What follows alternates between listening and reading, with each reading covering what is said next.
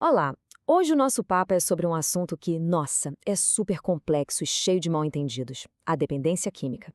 A gente vai usar a ciência, sabe, para tentar quebrar alguns estigmas e entender de verdade o que se passa lá dentro, no cérebro de quem vive com isso. E já vamos começar com aquela pergunta que está sempre no ar, né? Afinal, dependência é uma escolha? É falta de força de vontade? Uma falha de caráter?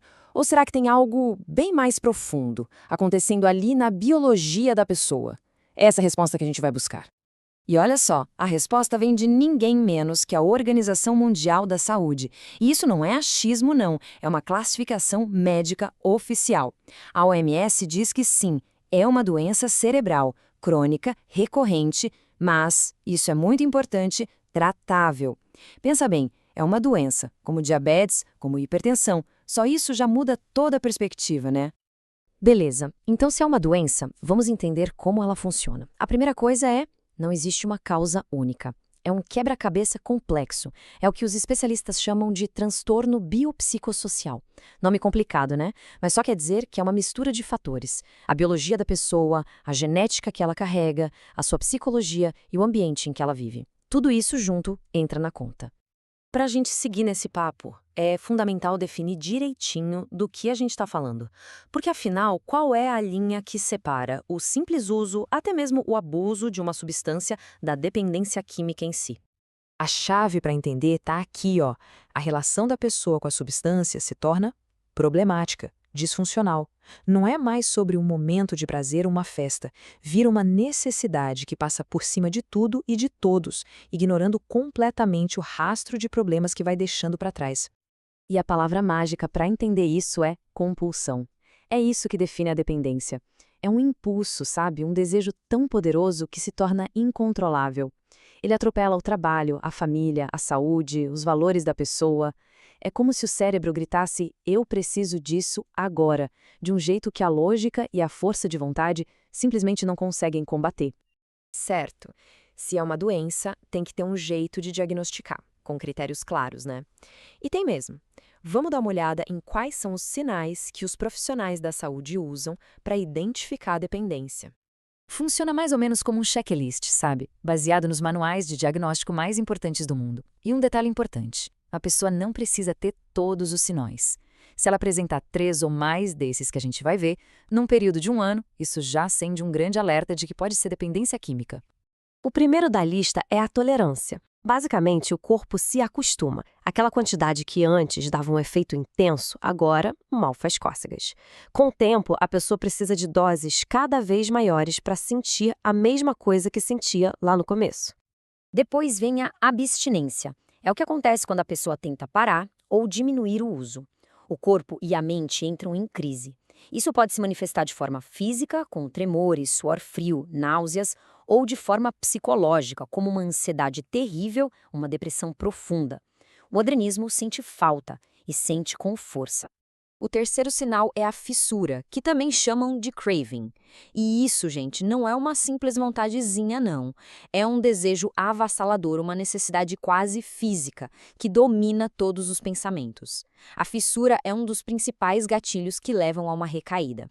Aqui a gente vê a perda de controle na prática. É aquela história clássica: a pessoa planeja, hoje vai ser só um pouco, ou só por essa noite. E quando percebe, usou muito mais do que queria e por muito mais tempo do que planejou. A intenção não consegue mais mandar na ação. Esse ponto é crucial para a gente quebrar estigmas. Muitas vezes a pessoa quer parar, ela tenta de verdade, faz promessas para si mesma, para a família, mas simplesmente não consegue. E isso não é fraqueza, não é falta de palavra, é literalmente um sintoma da doença agindo. E por fim, um dos sinais mais claros: a pessoa continua usando mesmo vendo o estrago que a substância está causando. Ela sabe que está prejudicando a saúde, os relacionamentos, o trabalho. Ela tem essa consciência, mas o impulso de usar é mais forte. É como se desse um curto-circuito no cérebro entre o saber e o fazer. Ok, já vimos os sinais por fora. Agora, vamos fazer uma viagem para dentro do cérebro para entender o porquê de tudo isso. Como é que uma substância química consegue ter tanto poder sobre uma pessoa? O segredo todo está numa área do cérebro chamada sistema de recompensa. A natureza criou esse sistema para a gente repetir coisas boas para nossa sobrevivência, tipo comer. O que as drogas fazem? Elas hackeiam esse sistema. Elas provocam uma onda de prazer tão intensa, mas tão intensa, que o cérebro aprende uma lição errada. Ele pensa, nossa, isso é muito importante, preciso repetir isso a todo custo. E o cérebro, para se proteger dessa inundação de prazer artificial o tempo todo, tenta se reequilibrar. Esse processo se chama neuroadaptação. Na prática, o cérebro muda a própria fiação para conseguir funcionar no meio daquele caos químico.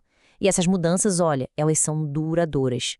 É por isso que a recuperação não é algo que acontece da noite para o dia. E essa neuroadaptação toda cria dois problemas gigantes. O primeiro é a dependência física, que é a reação do corpo à crise de abstinência quando a droga falta. Mas a mais difícil, a mais traiçoeira, é a dependência psicológica. É a compulsão, é a memória daquele prazer, é aquele desejo que pode voltar com tudo meses ou até anos depois do último uso. É ela a grande vilã por trás das recaídas. Então, quando a gente junta todas essas peças, os sintomas, a biologia do cérebro, a parte psicológica, a gente começa a enxergar como se forma um ciclo vicioso, um ciclo poderoso que de fato aprisiona a pessoa. E tem uma analogia que ilustra isso de um jeito perfeito. Pensa num carro que foi modificado para só funcionar com um tipo de combustível que é extremamente tóxico. Esse combustível está acabando com o motor, está destruindo o carro por dentro, mas sem ele, o carro nem liga. É exatamente isso.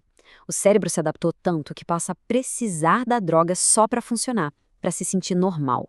O uso já não é mais para buscar prazer, mas sim para fugir do sofrimento que a ausência dela causa. E a gente termina com uma reflexão que, na verdade, é uma porta para a esperança. Se o cérebro humano tem essa capacidade incrível de se adaptar, essa plasticidade, a ponto de ser moldado e sequestrado por uma substância, ele também tem a mesma plasticidade para se recuperar, para reaprender a viver sem ela. Então, a grande questão não é se a recuperação é possível, ela é. A questão é o que é necessário para ajudar esse cérebro a reconstruir esses caminhos neurais. O que é preciso em termos de tratamento, de apoio, de tempo e de compaixão para refazer essa fiação, mas dessa vez na direção da saúde e da vida.